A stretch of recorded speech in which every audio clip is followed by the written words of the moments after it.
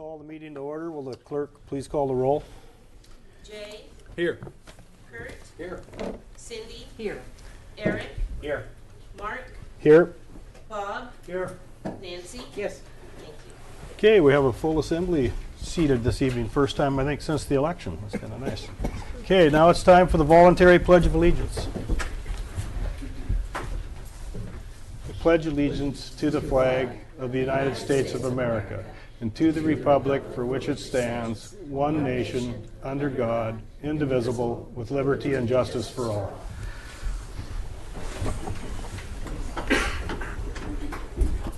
Okay, now it's time for approval of minutes, and tonight we have none for past meeting minutes, but I'll entertain a motion to amend or approve this evening's meeting agenda as presented. So moved. Second. Been moved by Member Strand, seconded by Member Lynn to approve the meeting agenda as presented. Is there any changes? No? Okay, we'll go with what's presented to us here. There's nothing under public hearings, nothing under bid awards. Is there any visitors' views related to tonight's agenda? Mr. Hayes. That microphone, if it's on, I don't see why it won't work. Yeah. Mayor, Assembly, I thought a lot about this over the last couple of weeks, and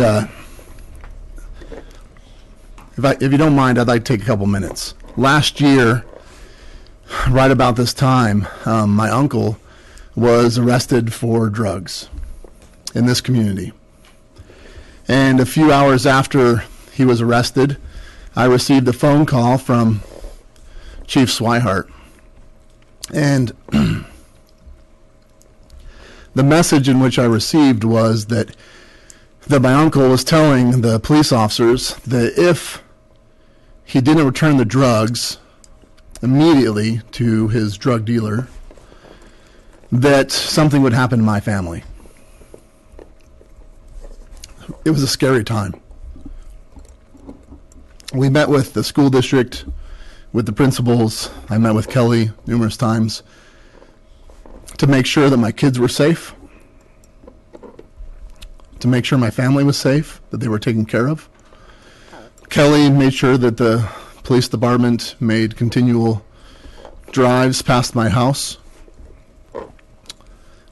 related information to the school district for me.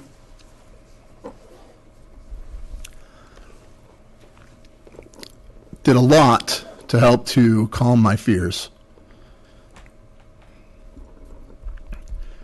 Our police department is incredibly important to this community and to me.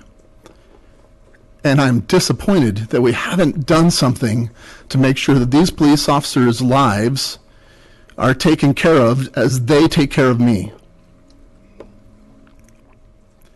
Their building is critical.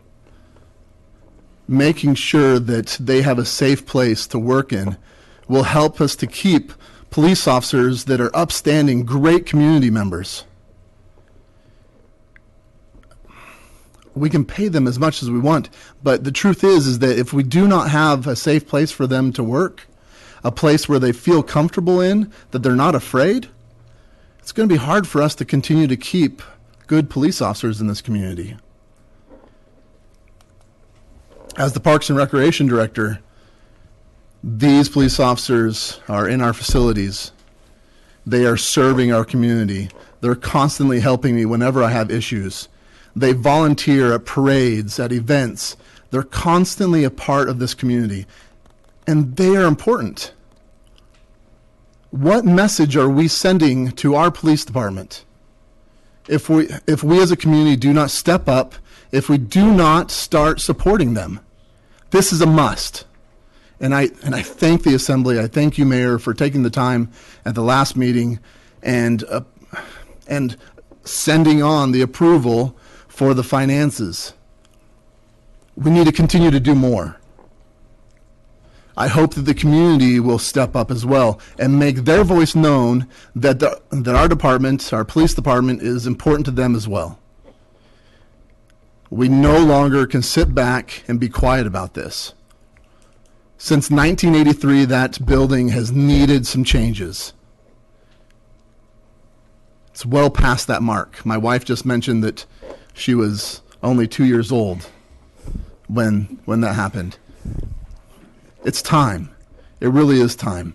So I appreciate the hard work that Jody, that Steve have put into this. I appreciate the hard work that you as assembly members and mayor, that you are doing to make sure that this moves forward. I now hope that the community will make their voice known and that they will push this forward as well. Thank you. Thank you, Donnie. Is there any other visitors' views related to items on tonight's agenda? Okay, seeing none, we'll move to the next item on tonight's agenda, and that's visitors' views unrelated to the agenda. And I believe we have someone that wants to speak. Step forward, please. State your name and who you represent. Dave Kensinger, and right now I'm representing myself, but also on the speaking as a member of the Land Selection Committee. As you guys all are very well aware, we're entitled to a certain amount of acreage at the time of formation of the borough. On the committee, as we've gone through the maps, we've noticed that most of the good property has already been spoken for. There is quite a bit of state property in the borough. The problem is the majority of it has been given to mental health, the university, or it's specifically set aside now by the state for the state forest, and also quite a bit of acreage for dispersed recreation and other sorts of resource types of withdrawals. So what that leaves us is about 18,000 acres that's left, that's not assigned. And that's the pool that we have to select the property out of. Now, we took a look and saw what the other boroughs were able to select at their time of borough formation. And surprisingly, they were able to select vast quantities. Some of them 300,000 acres. Obviously, we're not going to get that. And the most recent borough formation was in Wrangell. And there is, once again, quite a bit of state land in the Wrangell borough. And they, through the legislative process, upped the amount of land that they're getting from the legislature. So Liz Cabrera has worked on some legislation, and with your consent, I've already shown it to Jonathan, Representative Christ Tompkins, suggesting that we should request all the remainder of the unselected state land that's available for selection. And there's a couple good reasons for this. One, all of our neighbors have gotten quite a bit of property. Any of that land that we do not select will more than likely, or certain parcels of it will go to the university system. And the other reason why we need to select as much land as possible is it would be very useful for the borough to have a pool of land that we could use for wetlands mitigation purposes. This could be for any borough projects. It could be also for private projects. It would be a great benefit to all the residents of the borough. And if you guys don't have any heartburn with this, I'll also contact Senator Stedman. But I think at some point, sooner than later, it'd be good if you guys had a resolution more or less saying that we should be able to get all the unselected, we should be able to select all the unselected state land that's in the borough for as a result of borough formation. Okay, thank you, Dave. I think that's a good idea, so maybe we should have it on our next meeting agenda to either as a resolution or a letter, whichever would be the best form. Bob? Question, Dave. When you looked at that, was there the formula, was there a different formula used in each of those borough selections? Do you remember? Yes, and what happened in a lot of them was they did what I'm proposing to do is they went to their representatives and requested legislation to enable them to select more. That's what Wrangell did, and that's the most recent example. Some of the other examples go back quite a few years. Liz Cabrera's got all the numbers and figures on that, and when she gets back, she can provide that. But it's 10% is a low amount, and right. It's only about, really all the state wants us to select is about between 1,300 and 1,500 acres. And if we have, and they don't really want us to go in and pick 3 acres here, 4 acres here, they kind of want it in blocks. And it's really not going to do what we need to have done. Okay. Thank you. Mm-hmm. Any other comments on that topic? Okay, we'll Debbie, can you put that on our next agenda, either a resolution or, okay. Okay, is there any other visitors' views unrelated to items on today's agenda? Okay, seeing no interest there, we'll move to, excuse me, board, commission, and committee reports. There are none on tonight's agenda. Consent agenda has 3 items on it. They're all renewals for liquor licenses. There's one for the Beachcomber Inn for a beverage dispensary license, one for Keto's Cave Bar and Liquor Store, and that's also a dispensary beverage for beverages, and also the liquor store. So I would entertain a motion to approve those 3 items on tonight's consent agenda. So moved. Second. Okay, it's been moved by Member Gregor, seconded by Member Lynn to approve these liquor license renewal applications. Any discussion?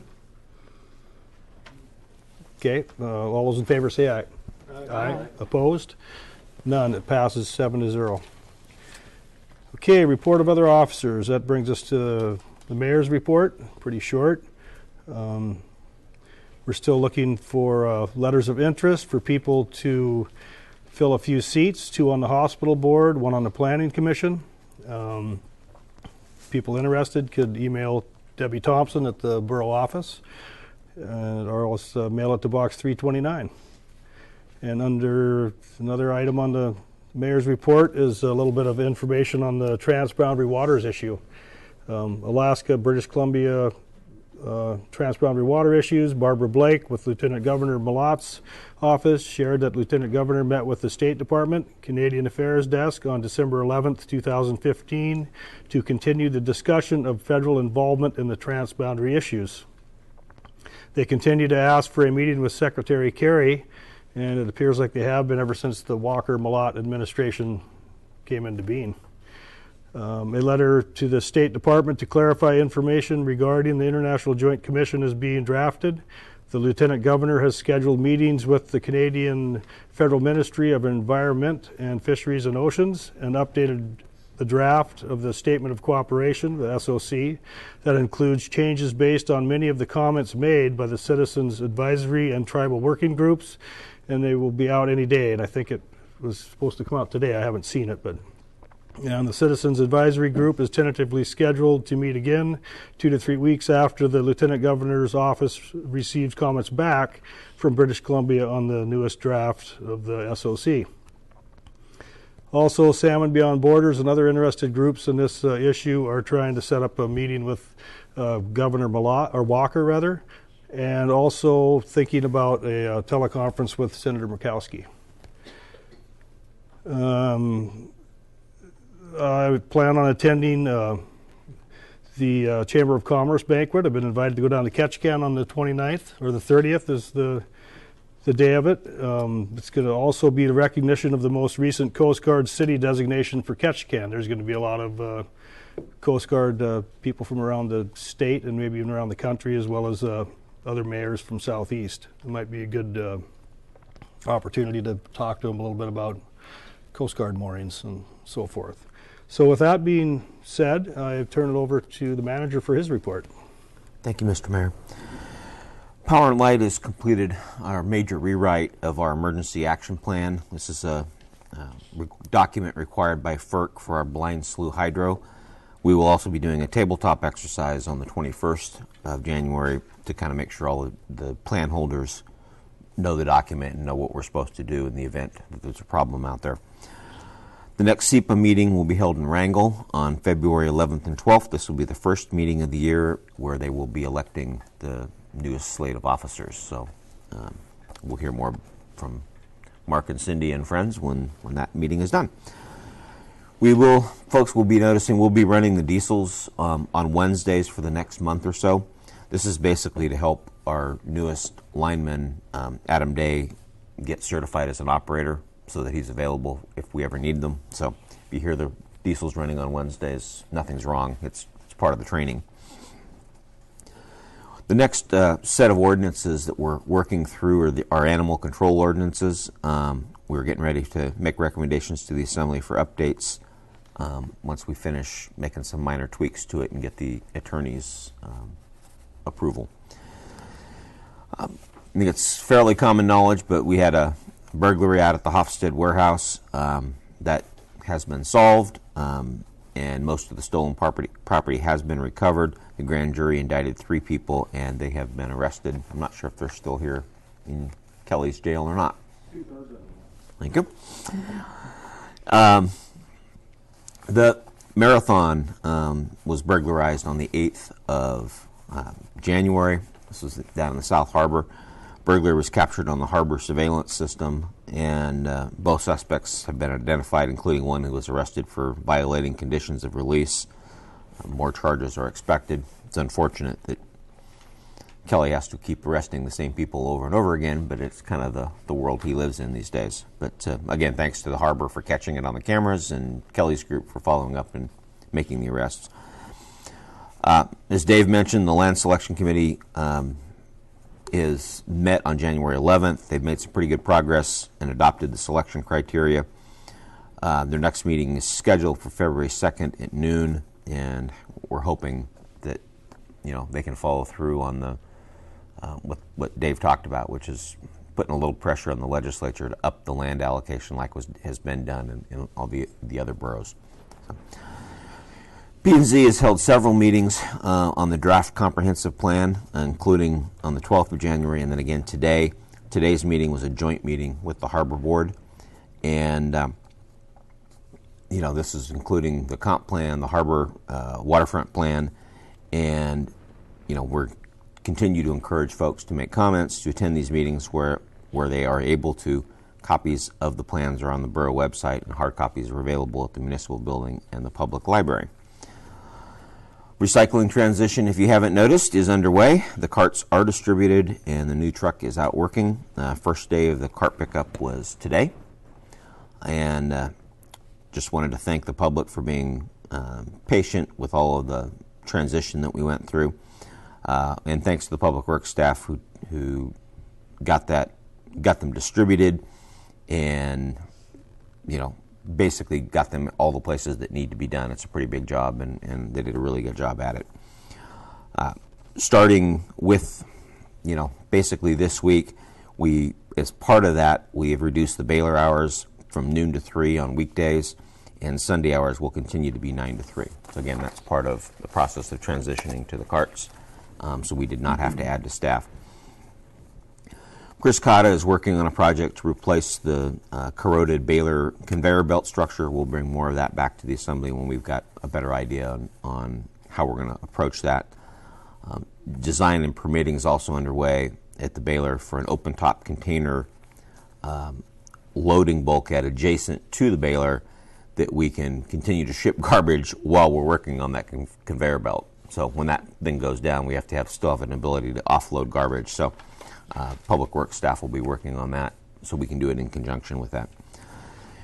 Staff's currently removing what can be reallocated off the first police sedan, and that gear is being sent to Anchorage so it can be installed on the new patrol SUV.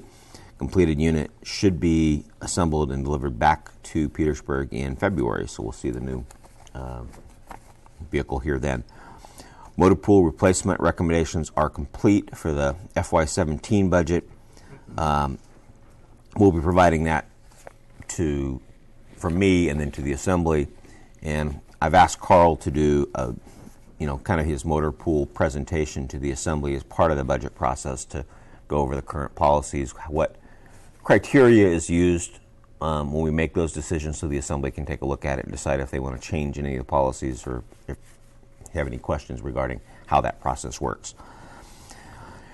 Special thanks goes out to Derek O'Soup, Kelly O'Soup, Madonna Parks, and members of the Girl Scout Troop 4129, Megan O'Soup, Cheyenne Steele, Peyton Gonzalez, Atiana Wazalowski, and Mackenzie Larson for their assistance in bundling all of the recycling information packets that were distributed with all the carts. So thanks to all of that group who got together and joined in the fun and helped take away a job that otherwise we would have had to pay staff to do. So part of that thanks go out to Angie and Wes Davis from Ruger's Trucking for all of the work they did doing the blue bags and again, I mean, they did a great job. We heard nothing but compliments on the job they did, and best of luck to them as the sanitation department takes on this new recycling process. And last, the library, back by popular demand, has scheduled another iPad for Seniors class. This class is taught by Catherine Hansen, who is volunteering at the library as part of the Mature Alaskans Seeking Skills training program. We did, Nancy, we did 2 of them, and we're doing another, or? There were 2 beginning classes because the first one filled up so quickly, and she will be teaching an intermediate class for each class, and then after that, I don't know. She did not understand anything about Granicus, so I'm still working on that, but I know how to turn it on now. Okay.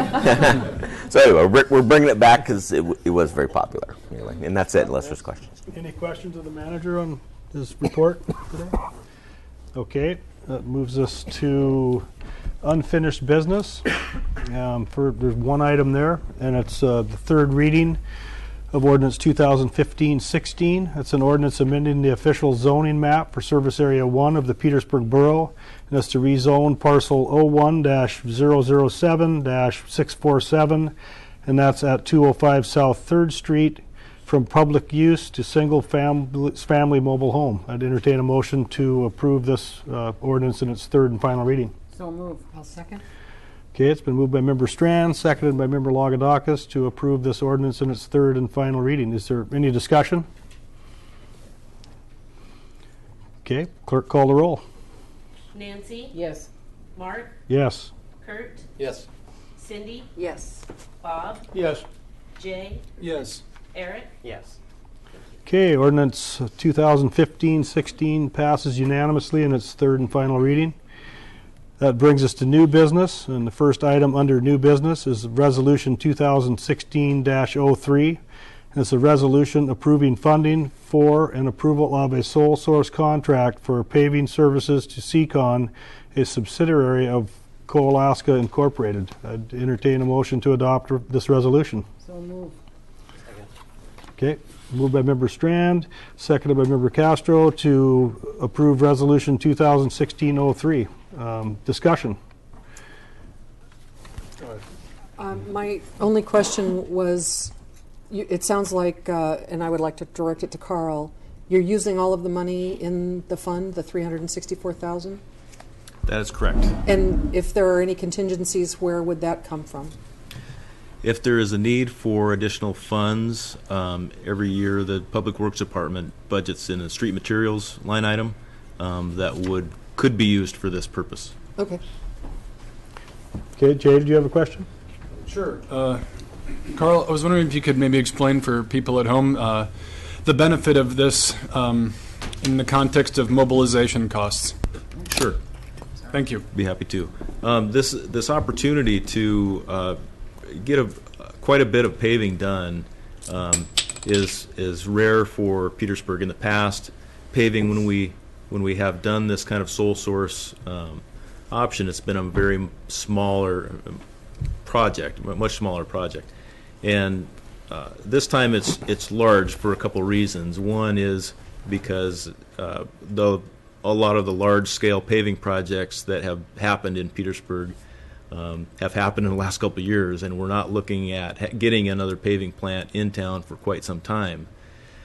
The significance of that is that it costs a tremendous amount of money to bring those plants to Petersburg and set them up. And the estimate that we work with at Public Works is $100,000 before you get any hot mix even being made. So that's just to get the plant into town and get it out of town. So the significance of this request at this time is to save that $100,000 that we would otherwise have to spend. We're not paying that because the plant is already here as part of the DOT project. Thanks, Carl. Thank you, Bob.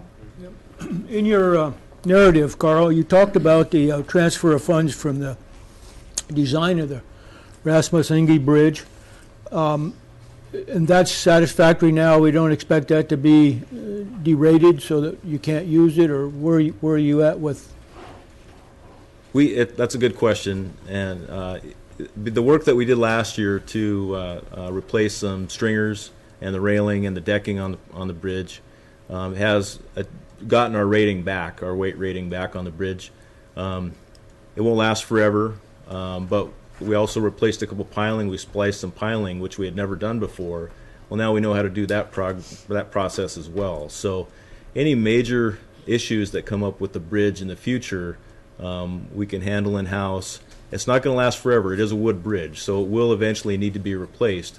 But because we have the weight rating back that we once had, and the DOT bridge inspectors are pretty happy with the structure, it has really fallen down in our priority list to get that replaced. At one time when they derated it before, it was it rose on a list pretty quickly to try and get that replaced, and we thought we had a line on some grant funds to get that done. That didn't turn out so hot, and with this, the way that the state's budgeting is going, very doubtful that we would get any money through the STIP process. So, in my opinion, it's really better for the community to use that money right now to get some paving done, rather than produce a design that'll sit on the shelf and who knows when it'll get funded to actually replace the bridge. What do you guess the lifespan is of the bridge now you have that you fixed? 10 years, 20 years? We normally will redeck that bridge every 10 years, but that's just the redecking. The structure itself will last longer. Hard to say, but at least 15 years. Thank you. Cindy? I have one sort of out there question. If we were to identify that as a historical district, are there monies available to redo a road as part of a historical district? That's a hard question to answer, and it's when you establish something as a historical district, oftentimes it backfires on you in that it is more difficult to actually replace that. It narrows the options of how you can replace it. It kind of pigeonholes us into replacing it exactly as is, and a lot of times when the State Historical Preservation Office gets involved, they are more of an impediment to a project than. I just wanted to throw that out there, but so thank I'm you not for your aware honest that it would help response. us. Any other discussion on Resolution 2016-03? I don't know that we talked about the dollar value of this, but for the listening public, it's $532,085. So that's what we're approving for road improvements for the borough. No other discussion? Clerk, call the roll. Carl? Just one comment really quickly. The resolution is to pave the way for that approval, but the actual approval of that funding is through the supplemental ordinance. Right. Okay, thank you. And we'll address that later this evening. So, will the clerk call the roll on Resolution 2016-03? Kurt, Yes. Mark, Yes. Nancy, Yes. Eric, Yes. Cindy, Yes. Bob, Yes. Jay, Yes. Resolution 2016-03 passes unanimously. And that brings us to the next item on tonight's agenda, and that's Ordinance 2016-01, an ordinance of the Petersburg Borough adjusting the fiscal year 2016 budget for known changes. I entertain a motion to adopt this resolution, or this ordinance. So move. Second. Second. Moved by Member Lynn, seconded by Member Walhooter to adopt Ordinance 2016-01. Discussion? This ordinance talks about funding, transferring funds from certain, like the E911 fund, Property Development Fund, General Fund, moving it into the Building Renovation Capital Project Fund for the police station. It's just the money's just moving out of one fund to another, so it's not spending. It's just putting it where it might be needed. Well, I did have one question. It's kind of about the special revenue fund, the $530,000 for the paving. I had a question for Jody that maybe you could answer about the National Forest receipts. Is that funding, where does that funding arise from? It's federal funding, so It is it's the federal same place funding. that the school National Forest receipts money comes from. We sort of are on pins and needles every year, wondering if they're going to keep funding it.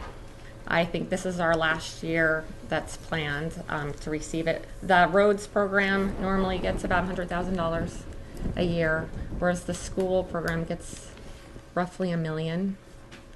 And it's to make up the difference for not being able to tax our national forests. If I may. Yes. Sure.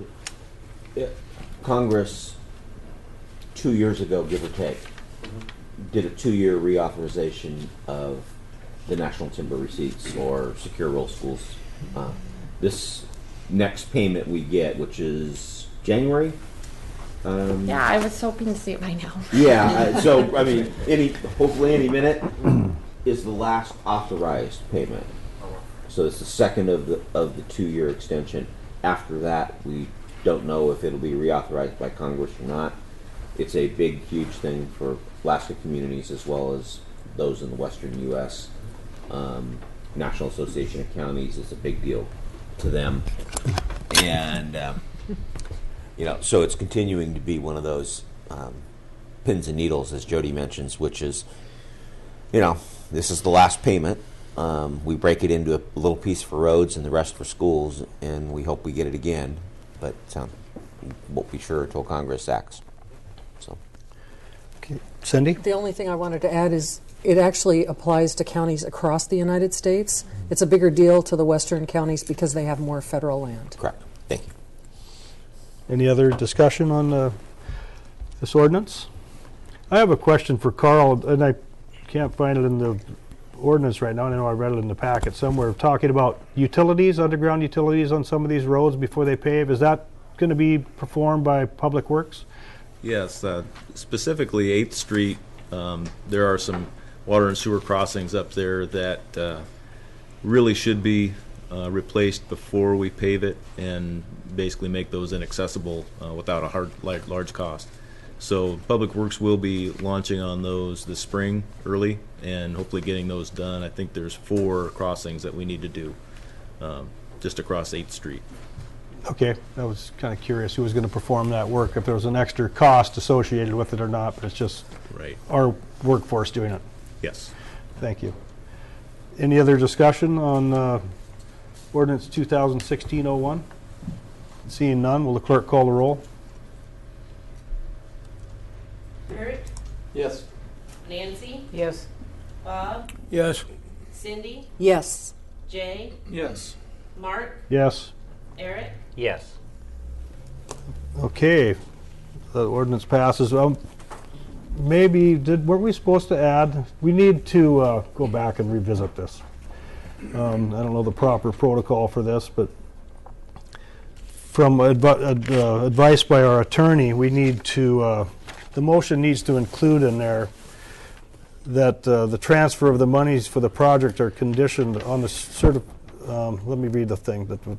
Motion to approve ordinance 2016-01 in its first reading, noting that a petition for referendum, we have to recognize that there's a group of people that are gathering signatures to have this go out to a vote, whether we could spend the money to build this police station. So there's a referendum.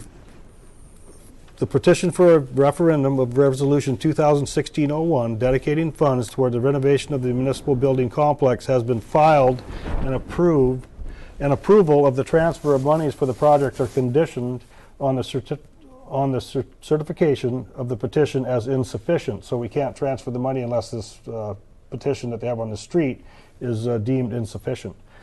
In the case of the petition being certified as sufficient, this portion of the ordinance 2016-01 will be eliminated for the second reading scheduled for February 1st, 2016. So we've already discussed and voted, so. Can we offer a friendly amendment after a vote? Well, I would say yes. I think we should revisit it. So a motion to revisit the vote on ordinance 2016, and if I'm doing it wrong, then I'll take the heat, but we'll, I also stand to flag on this project, so do I need to recuse myself? I don't think so. Okay. That could be if any of the assembly members feel different. But well, let's get another motion on the floor. Move to revisit. Okay. Simple enough. Can include this language? Second. Is there a second? Said language, Okay. yes. The motion's been made by Member Gregor, seconded by Member Lagodakis to revisit ordinance 2016-01. Kind of overlooked a little thing, so maybe we could read this as our formal motion. Absolutely. Jay, would you read that, please, since you're the maker of the motion? Don't want to read it again? Just give me a Well, little time. yeah, Sorry, Mr. they might Mayor. understand it if you read it. I just kind of stuttered through it, so. Motion to approve ordinance number 2016-01 in its first reading, noting that a petition for referendum of resolution number 2016-01 dedicating funds toward the renovation of the municipal building complex has been filed, and approval of the transfer of monies for the project are conditioned on the certification of the petition as insufficient. In the case of the petition being certified as sufficient, this portion of the ordinance number 2016-01 will be eliminated for the second reading scheduled on February 1st, 2016. That is my motion. Second. Okay, so we've made the motion and seconded, but this is the official motion. Any discussion on the new motion for this ordinance? Clerk, call the roll. Thank you. Nancy, Yes. Cindy, Yes. Jay, Yes. Kurt, Yes. Bob, Yes. Eric, Yes. Mark. Yes. Thank you. Okay, minor technicality there. Next time I get out of line, the clerk can throw something at me and I'll get back on the track here. Okay, the next item on the agenda is Gold Belt Incorporation has an application for a 30 years Tidelands lease in Hobart Bay. I'd entertain a motion to support that. Second. Okay, it's been moved by Member Walhooter and seconded by Member Strand to support this Tidelands lease application by Gold Belt in Hobart Bay. Any discussion? Do we need to point out, or has it been pointed out that this is a lease from the state, not from us? That's probably appropriate, yeah. So that's good information. Bob? Usually on these, they put in a provision that you can use those for emergency tie-up, other people can. And I don't know if our intent is to send a formal letter or not, but I really, I'd encourage that they put that into the letter. Okay, yeah.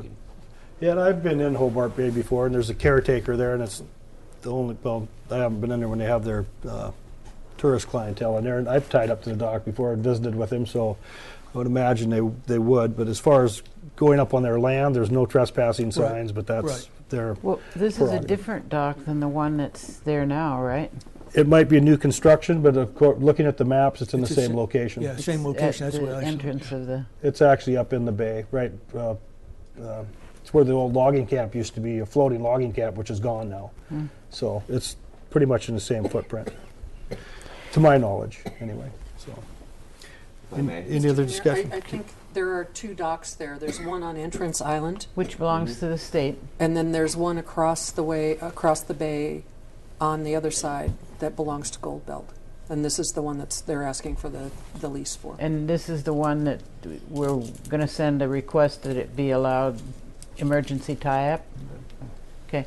Some of my constituency was concerned that it's a long run from somewhere to Petersburg and that there's sometimes a need to tie up there. So I would support that contingency to the state.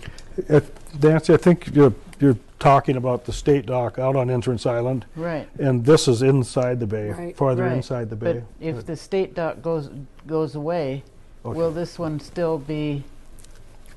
Will we be supporting the use of it in emergencies? I see, yeah. That's where I was at, Nancy. Okay. Yes. If I may, I spoke to this gentleman who sent us this.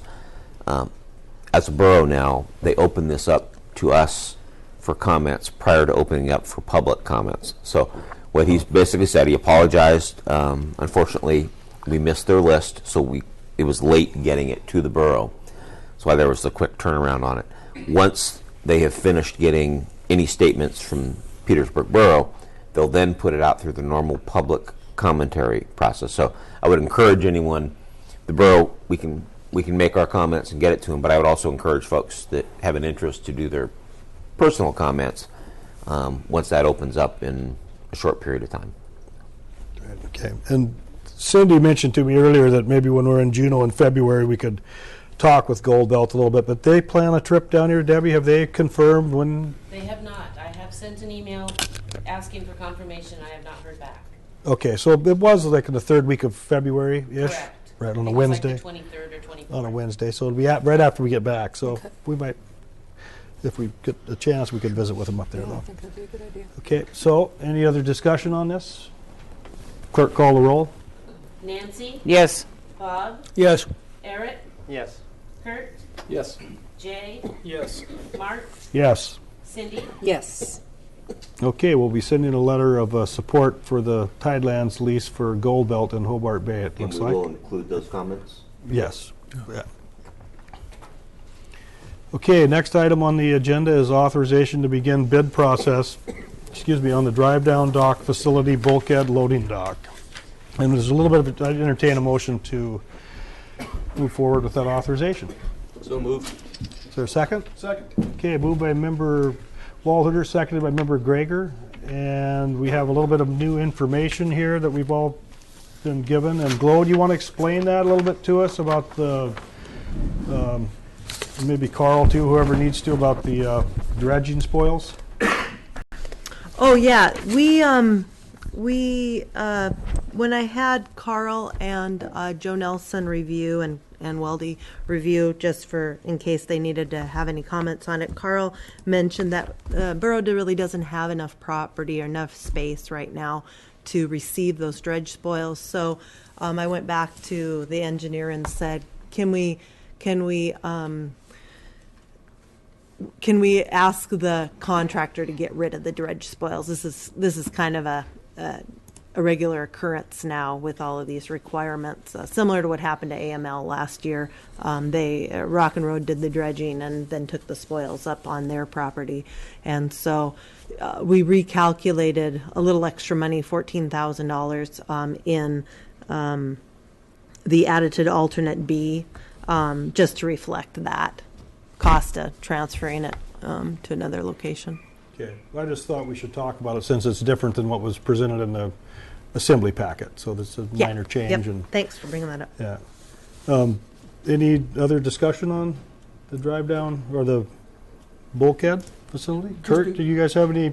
The Harbor Board recommends it. Yep, they do. Okay. Just a quick question. What do we have available was left from the project? I listed it in the memo. It's 1.2 million, just a tad over. 1.2. Yeah. Which sunsets in June of 2017. Glo, has it been discussed at all at the Harbor Board level about, and I don't know what your balance is in your enterprise fund, trying to fund the whole project using some of your reserves if it seems like a good idea after the bids come in, or is that a Yeah, that's kind of how the bid is structured. We wanted to give the assembly the opportunity to, to discuss that once we get the real numbers back. You'll have the opportunity to award as much as you feel comfortable.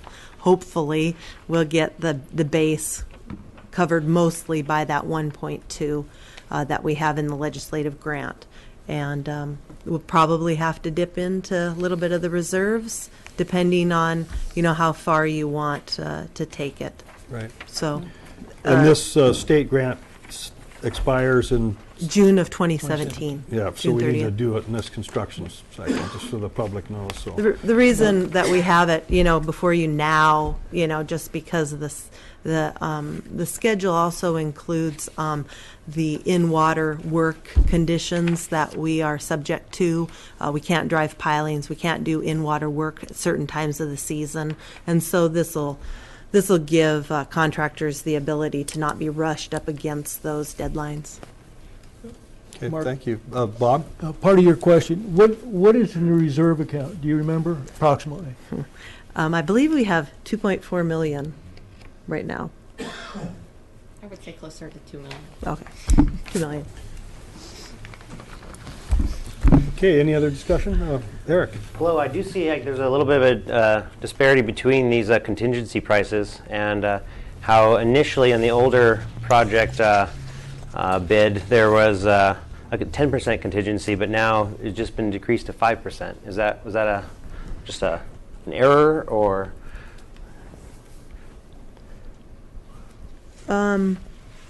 Yeah, I don't know about that.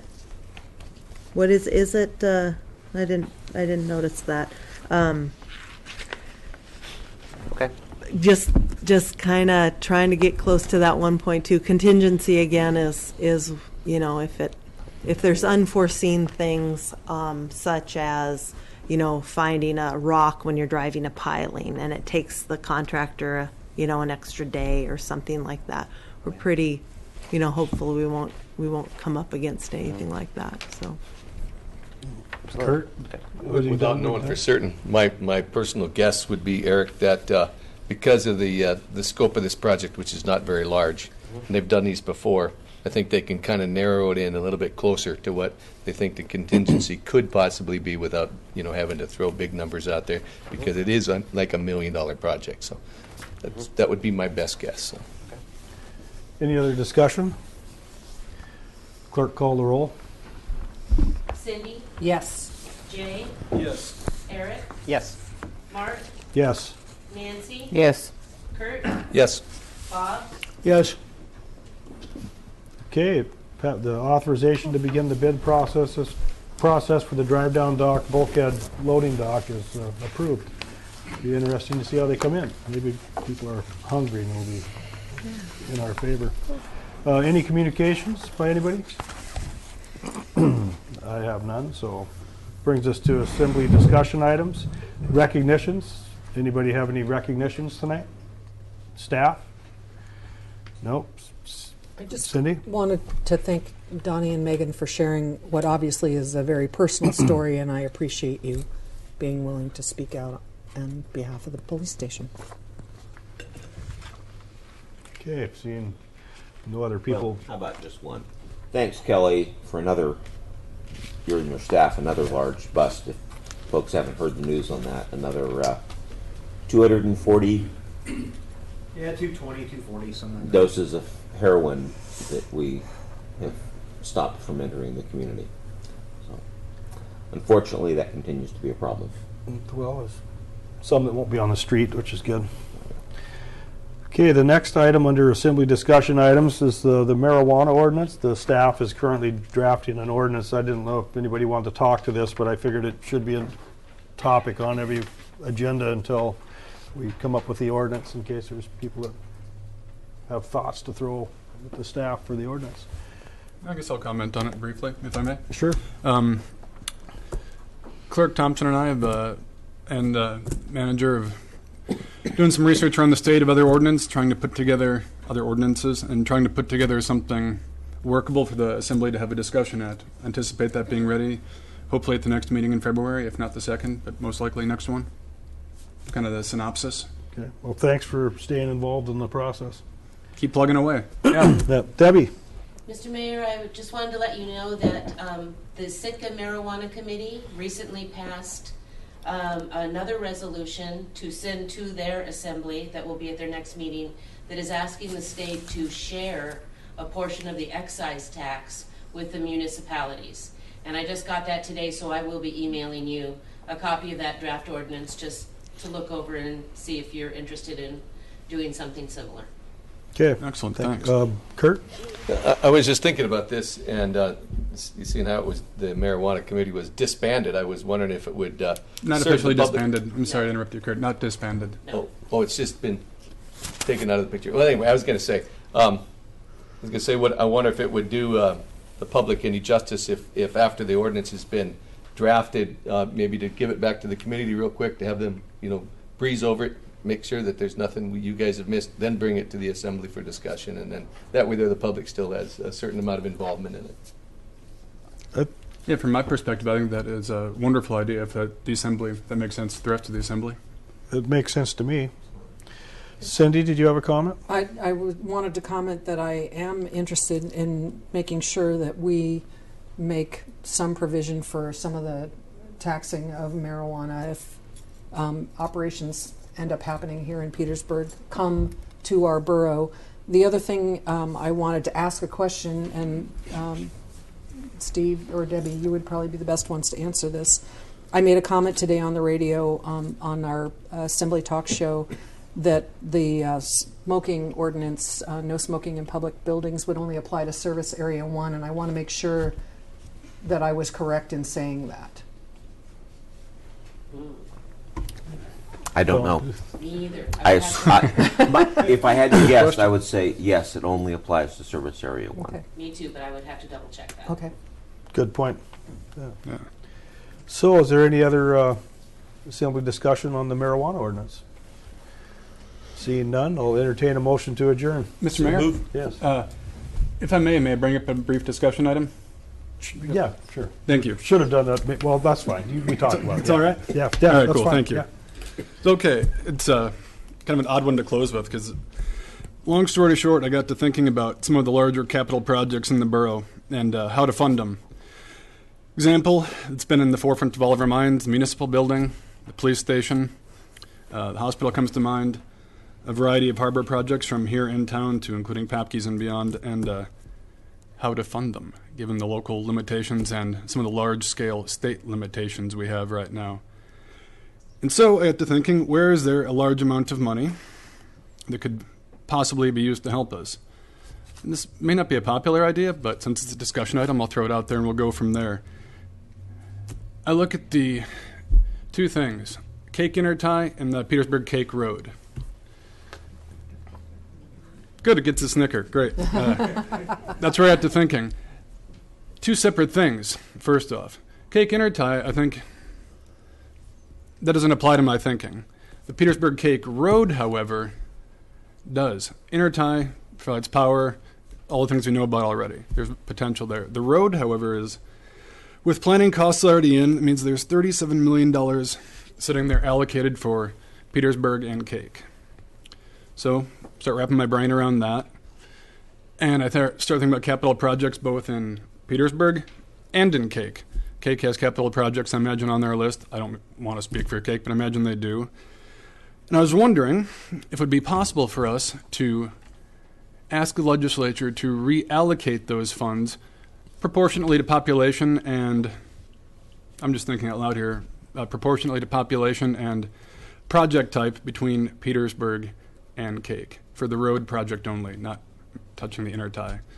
And I really wanted to hear how you guys felt about that. Nice big ticket item to close the session with today. Any other members have a point of view on this? Mr. Mayor, Kurt. I did have a chance to speak with Jonathan Christ-Tompkins after that meeting and broached that exact question to him. And Cake right now is working on a dam project that they could use some funding for, which would give them the electrical power that they're looking for. So this might play right into what they want without having to have the road. They could have, cheap hydropower and whatever funds they need out of that $37.5 million. And I was thinking I was going to be a lot more generous to Cake.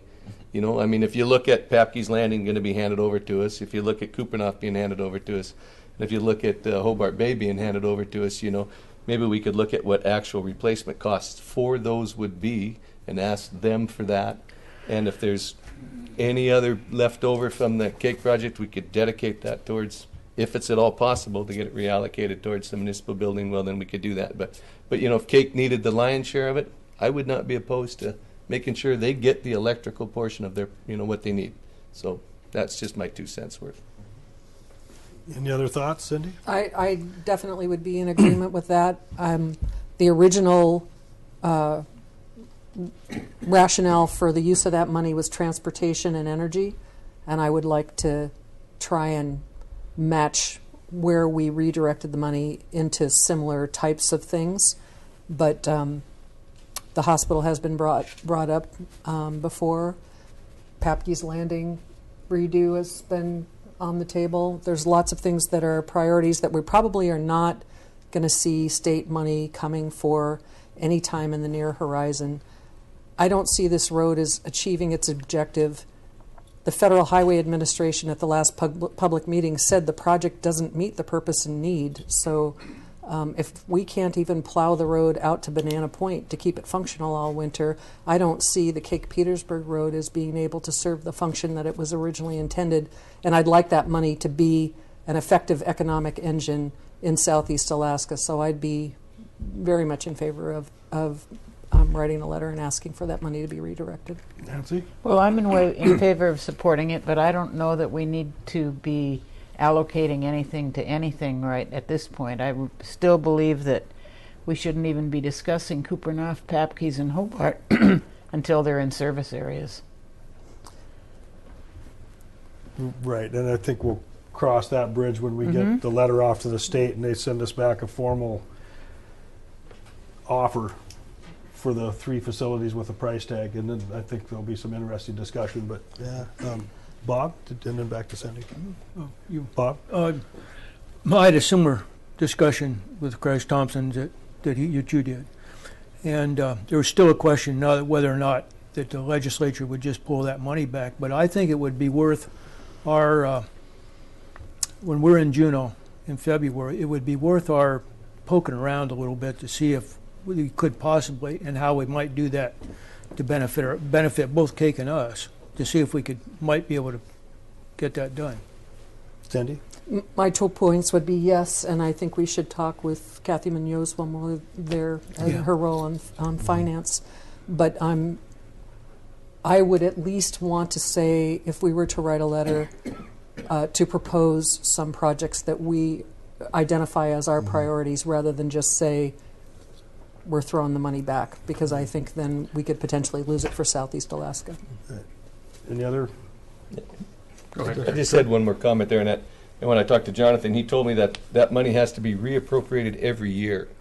So if there was anybody out there willing to grab that or wanting to grab that money, they would be taking a shot at it already. So he told me, though, that it has to be reappropriated every year. So that's what he told me. So. That's interesting. Yeah. Kurt, did he at all mention about its reappropriation and being kind of staying regional? So say if we decide to keep stop this project, that it would kind of somewhat stay in Southeast? As he related to me, go ahead. Go ahead, Kurt. I was just going to say, as he related to me it's been in a gentleman agreement that it should stay regional. So that's. Go ahead. I would be concerned asking for any part of $40 million to be reallocated with that environment in the state. We were told trying to reallocate a smaller portion of money from one project last year to the municipal building was iffy by our senator and by our lobbyist. And since this topic was going to be discussed tonight, I contacted our lobbyist and asked him what he felt, and he said he would be very leery of doing it. My worry would be, in the past, when you put together projects, fire hall, library, police stations, whatever, legislature decides, okay, we're going to spend this much money on this direction in the state. And that's how we got our fire hall money, police, the little bit of money for this, and the library money. And this money, if I'm not mistaken, came from a roads to resources pool of money. So maybe it can be reallocated. If it could, that would be great. But I think we should be we should do a little research before we ask for something like this to be reallocated. It might be able to stay in our district. That would be a good hope. But I've been told it could end up in the Port of Anchorage. So just my opinion. Cool. Yeah, James? I completely agree about the leeriness and being wary of it. It's simply put, it's a gamble of what they'll do with that. Mm-hmm. And I considered that even before I brought it up tonight. And where I settled on was, and I agree with you, doing some more legwork on this, but I get stuck in my head the idea of the big picture cost benefit analysis to Petersburg and potentially Cake, mainly thinking of Petersburg and the variety of projects. I think it's worth asking. And of course I'll support whatever the Assembly goes with, but I think it's worth asking. It's worth the gamble, I guess, in my opinion. Okay. So we could have it on a future agenda to take formal action. And I'd like that. Since we broached the subject, we may as well have it on the next one. Okay. Maybe in the meantime, we could get some more opinions. Excellent. And that's news to me that it'd have to be reallocated every year, because I've never heard of that before. Yeah, that's what he stated to me at that meeting. Okay, because otherwise we would have been looking for the reallocation of the $1.2 million that was left over for the drive down dock, in my opinion. But, maybe. Yeah, and those could also be two different types of You're right, funding. could be, So- yeah. So anyway, without getting into any more discussion on it, unless anybody else wants to talk some more about it. Any other discussion on that? Any other discussion items at all people want to bring up? Sorry, I forgot, Jay. I should have written it down. But I'll entertain a motion to adjourn. So move. Second. All those in favor say aye. Aye. Okay.